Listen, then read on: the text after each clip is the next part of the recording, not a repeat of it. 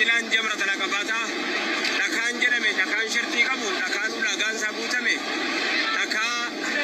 bisingaadhaa olii baaqelaa yookaan shumburaadhaa gadi dhakaa jidduu kana jirtutuyyuu wanni dhakaan kun darbatamuuf amrii rabbii gochuu qofa malee waa biraa tokko illee hin qabu. Ajajaa ergamaa rabbii hojjechuu qofitti ajajaa ergamaa rabbii hojjechuu qofitti malee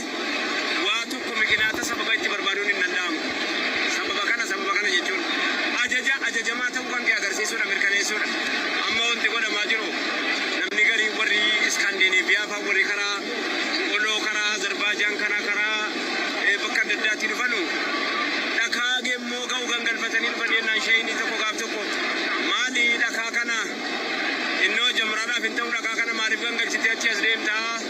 jennaan sheexanaan dha'uufan yennaanii sheexanni dhaamu hin jiru jennaan firakeetii korokutamaa fi nan taate sagaa ani moonni suu nan taate saa eega firakeetii na dhumuuf jedhanii waan akkanaatu naannoo kanatti raawwatama. Ammoo jamraan ibaadaa qofa jamraan ajaja rabbii raawwachuu qofitti